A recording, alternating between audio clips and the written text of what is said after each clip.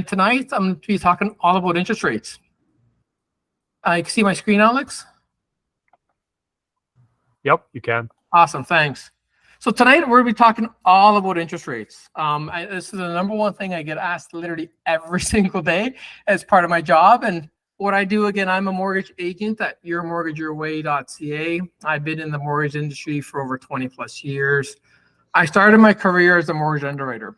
For those who don't know what that position is, that's the person at the bank that actually reviews your application and makes a decision whether you're going to be approved or not. So the first thing I learned was working for a bank, and I learned how the banks think when they look at and review applications. Now I'm an independent mortgage agent, and I have experience working for the big banks, the smaller alternative lenders, and the firm I work with now, Your Mortgage Your Way. I have access to 59 different lenders. It's between banks, monoline lenders, credit unions, trust companies, private lenders. I have a whole network of lenders where we're looking at residential, commercial, so on and so forth. So first thing is, when I'm talking about interest rates, I want to make sure and kind of define so everyone knows the types of interest rates that are available. Because there's really three types that are available. There's a fixed rate. Everybody knows about a variable rate, but nobody really talks about adjustable rate mortgages. And I kind of want to explain the difference between all of them. So a fixed rate, a lot of people are very familiar with. It's a type of mortgage where the interest rate remains the same.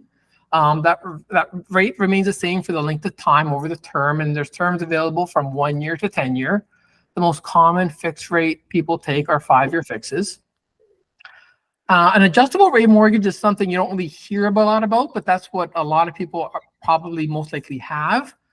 An adjustable rate mortgage, a lot of people may call them variable rate mortgages. They're not the same. An adjustable rate mortgage is a mortgage where the interest rate can change and your payment changes too. An actual variable rate mortgage is a mortgage where the interest rate can change, but the payments stay the same. So that's an important thing to kind of differentiate. Kind of curious, Alex, I know I talk a lot of people. I don't really say adjustable rate mortgages because I would confuse a lot of people. But Alex, are you familiar with adjustable rates and variable rates and the difference between the both of them? So I have my hand up because I was going to actually ask. So when people talk about the mortgage hitting, like the trigger point, or like you're paying only interest now, are they actually talking about an adjustable rate mortgage, or do they have a variable rate mortgage? Yeah, they have a variable rate mortgage because when they got that mortgage, the interest rates were lower. As the interest rates increased, the prime rate increased. Their payments, their interest rate went up, but their payments stayed the same. So the amount that goes towards principal and interest, less going towards principal, up until the point where they're only paying interest.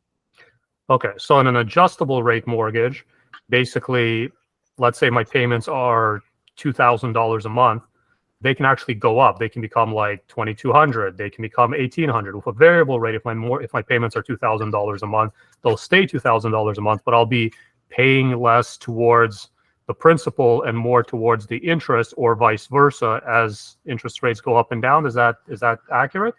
Exactly. That's exactly it. Okay. That's exactly it. With adjustable rates, again, when prime rates were going down, back in before COVID, when there's that big drop, the payments went down as the interest rates went down with those who had an adjustable rate mortgage. So those who had a variable, their payments stayed the same, but more went towards principal than interest. So it's adjustable, just like a different type of variable rate? Like, does that get grouped into variable? Because you don't really hear about that. You hear variable, you hear fixed rate, but it seems like sometimes these people might be actually talking about an adjustable rate mortgage. Listen, they're both the rate can change, meaning the rate is variable, but whether the payments change or don't change, it really depends on which bank you're working with, right? Both, again, I myself, those who help people get an adjustable rate mortgage, I communicate variable because a lot of people just, again, it's such a term that most people don't even know or have heard of before. Yeah. So I just communicate, okay, you get a variable rate as your payments change. The variable rate change, the prime changes, I explain to my customers, the rate changes. And those who have our actual variable rate, not the adjustable, I let them know. You have a variable rate, but when the prime rate changes, your payments do not change. You're responsible to call the bank if you want to increase or decrease them. Okay. Can I ask a quick question here? Yes. So does it mean in variable rate the duration will be longer? Then? No. The term is usually 5 years. The overall duration of the mortgage. If the- the interest rate goes up but your payment remains same, does it mean you will pay for a longer period? It would change the amortization, Yeah. yes. But recently, again, it's the prime rate has gone up so much. A bunch of banks that have that variable rate where that payment stays the same, consumers are only paying interest, and that amortization is being extended longer than 30 years. Correct. That's what I mean. Okay, got it. Yeah. So it's only because we're in a special situation. If this was before COVID, that the banks wouldn't allow that. Weren't allowed to let that happen. Okay. You would have to reset the payments because it would hit a trigger rate, and they would have to reset the payments, reduce the amortization, and increase that payments. So only now, because the prime rate has gone up by 4.75%, that there's been a lot of consumers out there that are having tough times, and the banks are being extremely lenient. It's a great question. So first thing I want to kind of go over when we talk about interest rates is when it comes to all the mortgages, explaining what the differences are, because a lot of people don't hear the term, especially adjustable variable. You need to know what that difference is. Now, what determines the interest rates the banks are offering as consumers, right? This is something there's a little misconception. When the Bank of Canada makes a meeting, like they had yesterday they held the prime rate. The Bank of Canada's, when they change that prime rate, it impacts those in a variable or an adjustable rate mortgage. All the banks typically, the bank's prime rate is typically 2.2% higher than the Bank of Canada. It's called overnight lending rate. For the presentation, I'm going to kind of keep the terms the same. Bank of Canada prime rate. I'm not going to say Bank of Canada overnight lending rate, so they're longer. And then from there, the banks offer, have their prime. And then from there, as a consumer, you either receive a premium or a discount off their prime, whether your mortgage is open or closed. Fixed rates mortgage are typically priced at the banks, the fixed rate, the interest rates a bank offers you for fixed rate mortgage is based on the Canadian bond yield. And the interest rate the banks are offering you they vary between 1 to 2% higher than the yield for that term. And the spread of is dependent based on the volatility of the bonds, the loan duration, the risk the banks are taking when issuing that mortgage. There's no set bond yields at 5-year bond yields at 4%. The banks are offering this amount. There's always a difference. Every bank has different costs for financing. So I get a time like yesterday, the Bank of Canada, had the meeting. A lot of my clients are calling me like, do I lock into a fixed rate? Fixed rates don't change based on Bank of Canada meetings. They're the variable rate mortgage or adjustable rate mortgages do. Fixed rates change based on bond yields. If you're looking for a 3-year fix, you have to look at a 3-year bond yield. If you're looking for a 5-year fixed rate, you're looking at a 5-year bond yield. There's one coincide for each term. So, Carmelo, for bond yields, like if I want to find this out, do I just Google like today's 3-year bond yield? I could post it at the end. I have the direct link. I get it directly from the Bank of Canada website. I don't go on any of these Yahoo, Google Finance, Stock Watch. I get it directly from the source, Bank of Canada. Okay. Because that's going to be the most accurate place. Okay.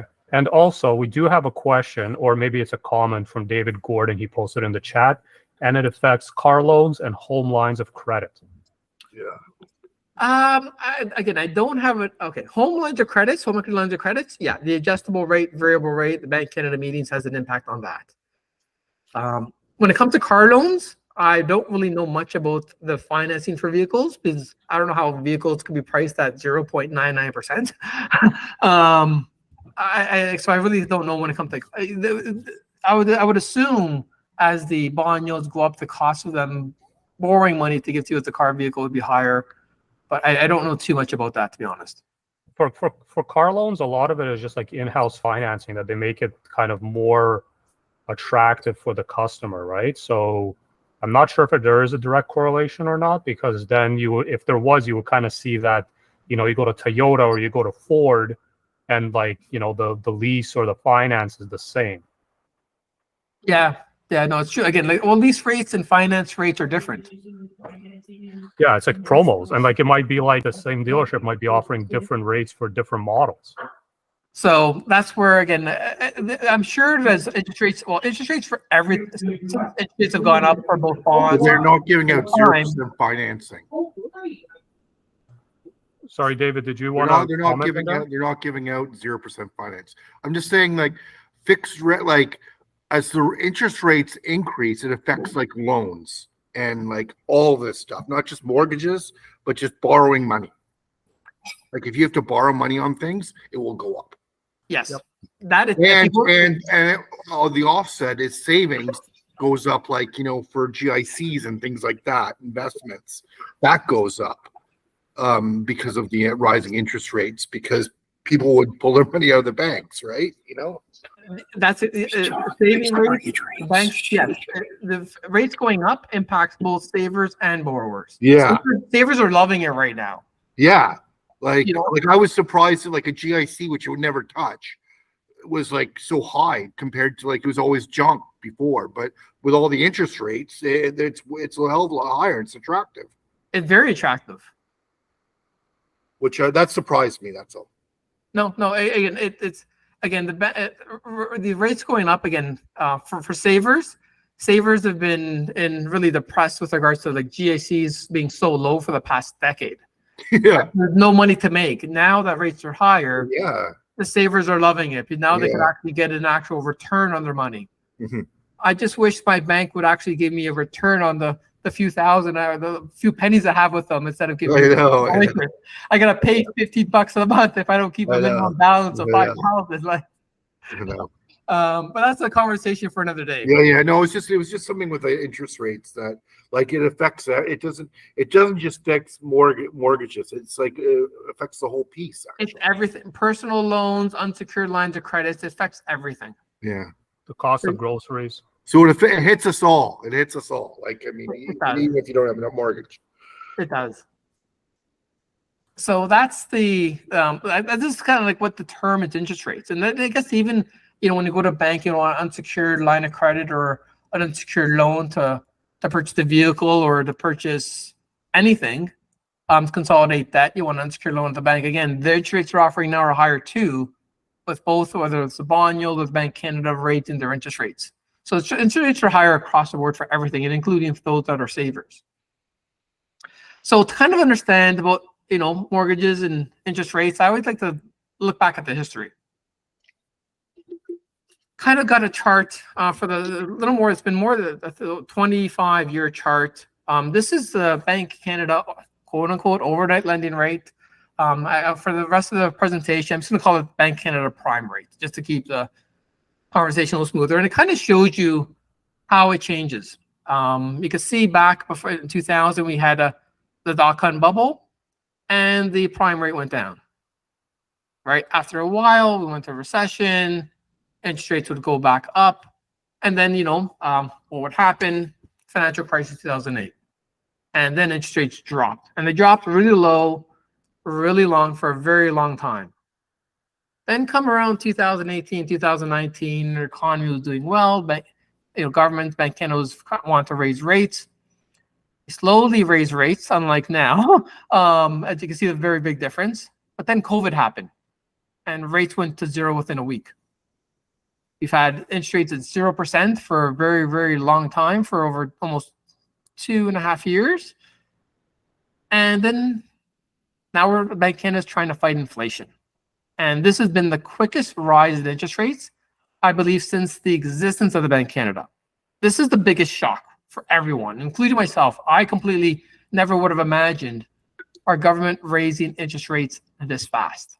So variable rate holders, or anyone with variable rate loans, you've obviously seen a big impact when it comes to your payments, or if you're looking to get a new variable rate financing, the cost is obviously a lot higher. So prime rate, Bank Canada prime rate, impacts variable rate mortgages. So you can see the the impact over the past 25 years. Variable rate doesn't, when it changes, you can see the move, but then when it's done, it kind of stops for a little while. So does the variable rate impact fixed rate in any way? I'm gonna get to that. Let me get to that. Yeah. So fixed rates, again, I want to show a chart. I got this from Bank Canada, bond yields. This is like, the term fixed, you think it's a fixed. The bond yields change every single day. It's not as a straight line as like the Bank Canada Prime, because the Bank Canada, they only have 8 meetings per year. With the exception of that financial crisis in 2008 when Lehman Brothers, Bear Stearns just went belly up, COVID, and the governments around the world shutting down where they have a meeting outside of their meeting dates. Bank Canada, they have 8 meetings a year. That's the only time they could change rates. Bond yields change every day. And you kind of see a pattern with that. It's not really as consistent. And kind of put things into perspective, I kind of put an overlay. Apologize for the little bit of being pixelated, but the actual chart was really small. And once I blew it up, it got a little pixelated. But you kind of see how the Bank of Canada, the prime, from 2006, the bond yields are in blue. Bank Canada Prime is in, I guess, orange or amber. They kind of coincide. Bond yields, if you look at, they kind of went a little bit before the Bank Canada. Then when, after the financial crisis, obviously the Bank Canada lowered rates down to almost zero, but bond yields never really followed that same trend. Bond yields hovered, and they went up and down, although the Bank Canada is pretty level for about a good, call it almost a decade. But what you see here, the pattern I've seen, is bond yields kind of went up before the Bank Canada. So it's kind of like it's an indicator of what's going to happen. Up until then, COVID happened. Nobody saw COVID. But then the same thing happened now as rates were going up. Bond yields went up before the Bank Canada's meetings. So if we follow, if you follow the numbers kind of gives you insight with regards to what's going to happen.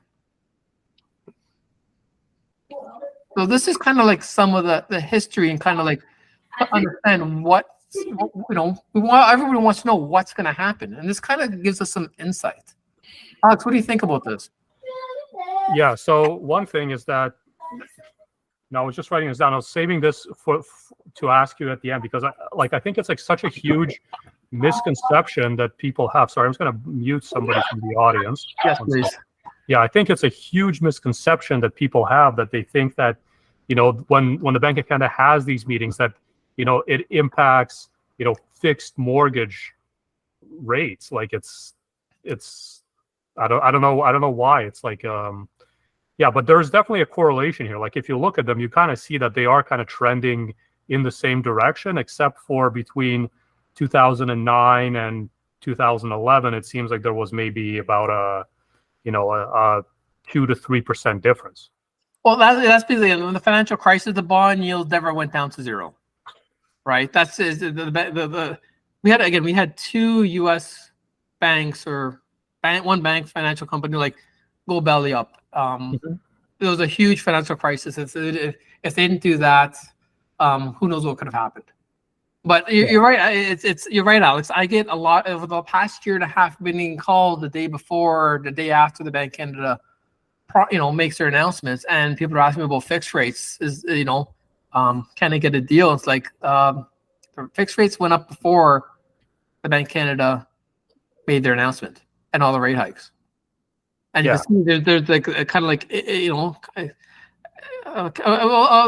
show another chart later on, but it happens a lot sooner. So the variable rate, I guess, is a lot more stable. Ironically, variable doesn't change as much as, with the exception of this past year and a half and back in the financial crisis, it doesn't really change that often. Even from 2017 to 2019, this is a year and a half difference in time. This is what I would have expected when they're going to be raising rates. They're going to do it over time. Yeah. Not these 0.5%, 1% that came out of nowhere, right? A more steady, predictable, and people have time to adjust to it. The economy has time to adjust to it, and we can make more informed decisions.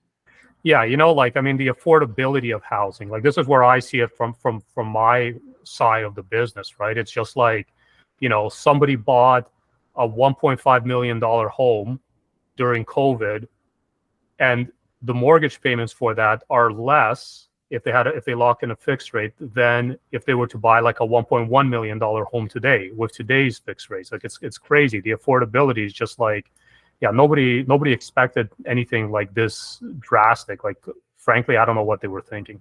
And again, though there's a lot of people coming to have mortgages coming up for renewal. Maybe people here that may have a mortgage coming up for renewal in 2024, 2025. You're definitely not going to be seeing rates starting with a 2 or a 3 or maybe not even a 4. Right? It's unfortunate, the situation that this is only the present. It's not the future. Yeah. Right. So what do we learn? Hopefully I came across and I shared, like, the prime rate doesn't move that often. So when it does, pay attention to the direction. Bond yields change every day and are more volatile than that prime rate. But I couldn't help notice that bond yields tend to move before the prime rate. Doesn't happen all the time, but that's a trend we've kind of seen over the past 2 decades. And the one thing is, unforeseen events will always happen. And it happens, and it changes the expected outcome. Right? So there's always going to be things that happen. Now let's kind of talk, Alex, about the present. Okay. What's happening in the world today? Well, inflation. It's as soon as they stop talking about COVID cases, inflation is a daily thing on CP24. They're going to be talking about COVID cases again soon, probably. We're not talking about that. Yeah. So let's, to help people understand, like, what impacts to inflation. It's really the cost of production, the cost to produce any material item. Inflation is, the change in prices, the prices of goods that change. What impacts inflation is the demand for the goods. How many people want that one product if there's a limited supply? Labor force has a big impact with inflation. Canada, we've been having a massive immigration. I read something the previous week with regards to Benjamin Tao, when he had the summit with the prime minister and the governors in the East Coast. He uncovered that the fact that there's 1 million people that are not even part of the census that are foreign workers. New technologies bring efficiency, you'd hope help lower inflation. And the money supply. We all know there's been beyond record spending in the past, 2 to 3 years. So these are the contributors to kind of impact inflation. And when I look at it, population, pretty simple. It's just going up. From May 22 to July 2023, population's gone up by almost 1 million people. And I got this from Stats Canada. So we've gone from 31.7 million people to over 32.5 million people in about a little more than a year and a bit. So that's one contributory factor with inflation. Next, this is a chart. The blue line is the consumer price index, and that amber line is the unemployment rate. So you can see when we had COVID and unemployment was high, inflation was low. Then as workers started coming back, things started opening up and things going back to work, the cost of goods and materials slowly rise. And this is where there's a mistake everyone made in 2022, was thinking like, with people going back to work, the cost of goods going up, it's just a temporary thing. And every single government around the world, every single person around the world got that wrong. We saw inflation go up and kind of peaked around 8% in June of 2022. And this is when the Bank kind of realized, okay, we got to start raising rates. And that's why they're going so fast. Inflation was kind of going out of control. Well, you raise rates, unemployment's not going to go down anymore. You kind of see it kind of slowly ticking up. But we see inflation starting to come back down. It's still not at the point where we want it to be, The numbers I got, you hear all these different numbers, inflation, excluding energy. Right now, the higher interest rates and the higher housing costs and the higher rent contributes to about 30% of today's inflation number. I kind of just do this, the inflation number, consumer price index, including everything. I don't want to exclude energy because last time I checked, oil prices are going up, gas at the pump's going up. I'm paying more. Everyone here is paying more at the pump. It should be included. So this is something you kind of see the correlation. When unemployment's low, there's not that many people employed, has money to spend on goods. Inflation is usually lower. I mean, when unemployment's high. Oh, sorry. When unemployment's high, right? Yeah. But when unemployment's low, as it comes down, a lot of people are working with a lot of money out there. A lot of people chasing the same goods, same products, and that's what it brings the if there's not enough items out there available for the people to buy, that's supply and demand, the prices go up. And that's what we've seen in real estate. Alex, you've seen that in the last few years with all these bidding wars. Yep, exactly. Supply and demand. So this kind of makes sense, Alex, to you? It does make sense. There's for sure a correlation. Awesome. Yeah, thank you. So this is what's happening nowadays. This is the present day. And again, the Bank of Canada, because we've had this inflation, they've been raising rates, and they've been raising rates rather quickly. We had a pause early this year, but that pause was short-lived. Inflation didn't come down as fast as they wanted to, and there have been 2 more increases.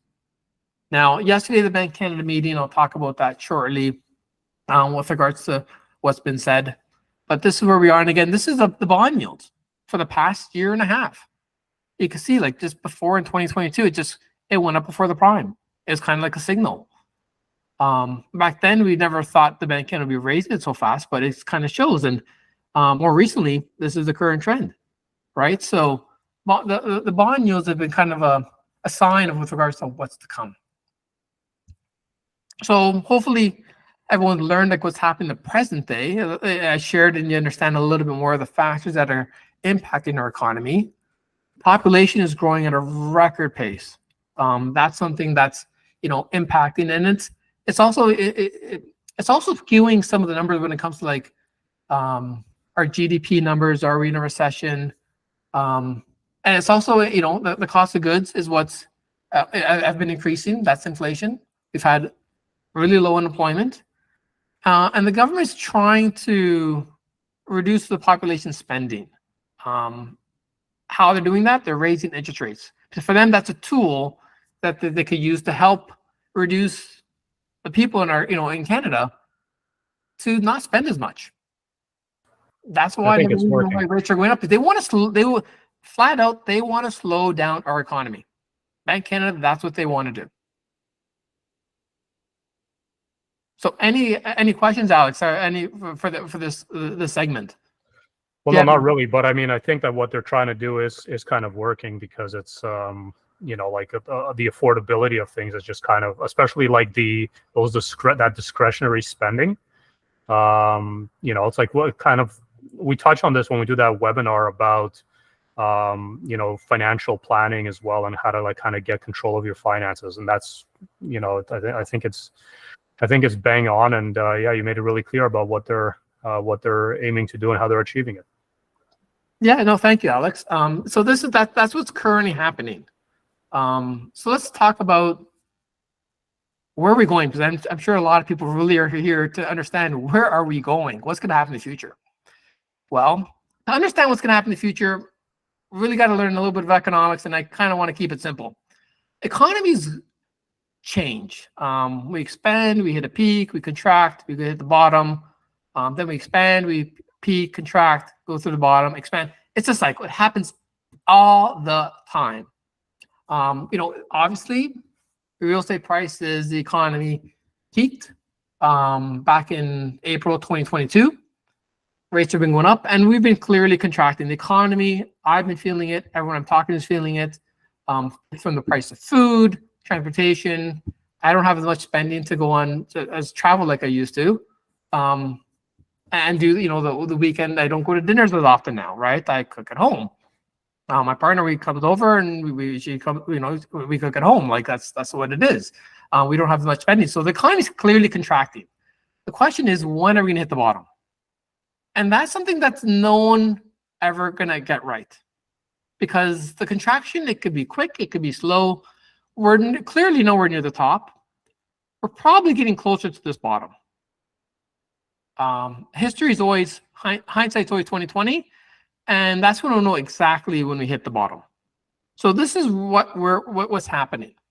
So if you want to know where we're going, we're currently in the contraction phase. GDP went down first time, first quarter in June 2023. Kind of goes to show the economy is slowing down. So all these interest rate hikes are really starting to work because people don't have as much money to spend. Businesses are trying to be more efficient, trying to cut back on inventory, cut back on some services. It's clearly slowing down. Bank Canada had a meeting yesterday. They held the rate at 5%, and the communication I found from them was a little disturbing. But again, a lot of the things they were pointing out was inflation has been coming down, but wages have still been going up at a pace that's faster than they want to see. Spending has obviously come down, but it's more because of businesses, they're not investing in equipment or inventory. So we're seeing a contraction in the economy because if businesses aren't really holding inventory, shelves are not going to be as full. So that's part of our gross domestic product. That's the goods that are being bought and sold.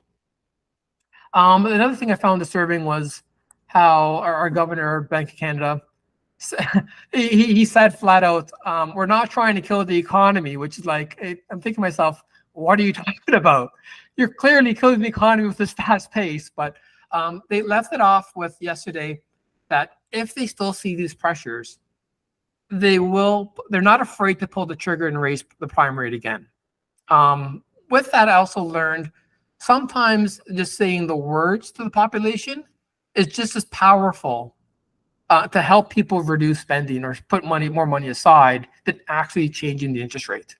So I'm hoping yesterday when he was saying some of those things, he was just using words versus an actual increase in the prime rate to help. That's another form of the government and helping people spend less.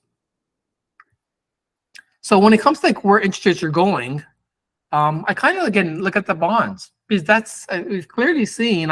For me, it's very evident that the bond yields are dictating where we're going, and this is the 5-year Canadian bond yield. So what I did was I took the bonds and I looked at a 30-day average. So for the past 30 days, that's what this amber line is. And anytime you see the bonds go below that amber line, you know the trend's going to be down. And I've been posting on my social media a lot for the first half of the year. Interest rates are going to be going up and down like a yo-yo. And I got most of it right up until the point where we passed that bottom, and ever since it's only been going up. Every time that bond yield gets back to that average, it hasn't been able to break through it. So what I see happening, and at least in the near future, is bond yields, financing for fixed rate mortgages are going to be going up. Whether it's a mortgage or just fixed rate loans at banks, at least in the very, very, very short term, the trend is clearly up. One day something will happen with regards to we will break this line down. So do not be afraid. This will it went down before, it broke it before, it'll break it again. I just don't know when.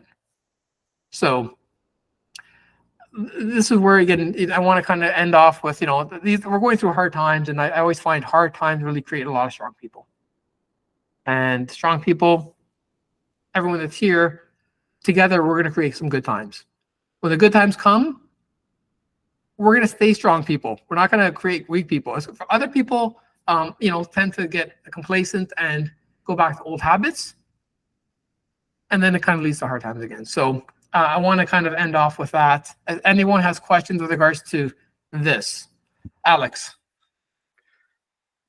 Okay, so that's great. But like if interest rates continue to go up, then basically the way I see the real estate market right now is there's a stalemate happening, right? Where, sellers are expecting a certain price for their property. Buyers are not willing to pay that price, not necessarily because of the price, but what is the carrying cost for that? What is the affordability of that product? We're hitting we're hitting the fall market right now, which is one of the two main markets that we have in Toronto. So, like something's got to give. I'm anticipating there's going to be a lot of new properties that are going to be hitting the market over the next 2 weeks. And, where are prices going to go as a result of this? Because if they're not going to reduce interest rates, well, then, something has to make the housing more affordable. So then I guess it has to be priced. But yeah, definitely there is a direct correlation. I'm still a little bit fuzzy about some of this stuff, but when people talk about, oh, okay, I see that the bond yields, did this in the last, whatever period of time, and I anticipate, this type of decision based on that, I can at least now understand, where they're coming from. And looking at this chart, it's kind of like reminds me of moving averages for stocks, and like when the moving average goes below, it's a breakout or like a bear or a bull. I forget what it's called. It's a bear. The one thing with math, Alex, again, it's you can apply it for different things, but it all comes down to this. It reads the same way, right? Until we were, once we broke out and that bond yield started going up and we never came back down, we're staying above. And the short term rates are going to be going up. I don't like sharing that. But there's, I read a lot of the news, and beginning of this year, Alex, there's so many people, so many professionals saying, "Oh, don't worry, first quarter 2024 prime rate's going to come down." Summer comes, second quarter, third quarter. Now people are saying, "Oh, fourth quarter 2024, the prime rate's going to come down." The truth is, we really don't know. Yeah. And again, there's going to be some unforeseen events that happen. That's going to change what other people's opinion, that person's opinion is of what happened. The fact is, the economy is slowing down. It's going to slow down. A recession, in my opinion, I hope it's just a soft recession, not a big one with these big increases. But again, like the economic cycle I shared earlier, this is really important. We're going to get through this. And when we go through the expansion phase, interest rates will come down. We're not going to see fixed rates at 1 or 2% anymore. Yeah. But the economy, slowed down so much to the point where, okay, inflation's finally cooled down. There's going to be stimulus, and it's going to be both monetary with the government spending and the Bank of Canada and banks, central banks around the world lowering their prime rate. Because it's going to be a global thing. It's not a domestic Canada only thing.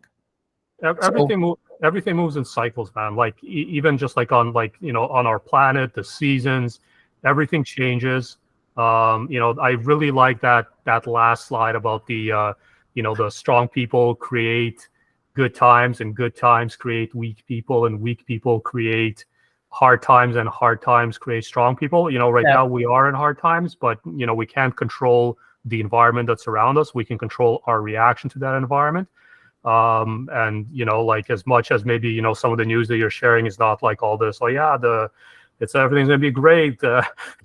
Interest rates are going down. Like you're not like just like blowing smoke out of your ass. But it's a lot better to just actually be like straight up and upfront, and people can make the decisions that they need to make. And I found this to be really informative. I'm going to be checking out the recording of this. Oh yeah, and by the way, guys, we do post these recordings on YouTube, but additionally, I am really excited about this. I know Carmelo is as well. We also have a Spotify podcast now. It's called Level Up Academy. So if you want to listen to any of these recordings, maybe in the gym or on the drive to work, like you can't necessarily watch a video for the recording, it's Level Up Academy on Spotify, posting a new episode every week. And that episode is basically the recording. So every other Thursday, we try to keep it on Thursdays. We do 2 webinars. So the first one that we did today is all about interest rates, and we're going to be doing another one at 8 o'clock, and that one's going to be about renting versus owning, the long-term costs of renting your home. And these are going to become, Spotify podcasts. So I'm going to be putting up, this one this week, and then next week is going to be the other one. And that's just like another way that we're trying to, continue communicating with our community, sharing this information with you. We are at over 460 subscribers on Meetup in just over like 3 months, because we used to have a Toronto Condo Guys Meetup account, and then we changed it to this one, and we went back to 0. This is great, and I hope that you find this information valuable. And that's just a little bit about my rant. If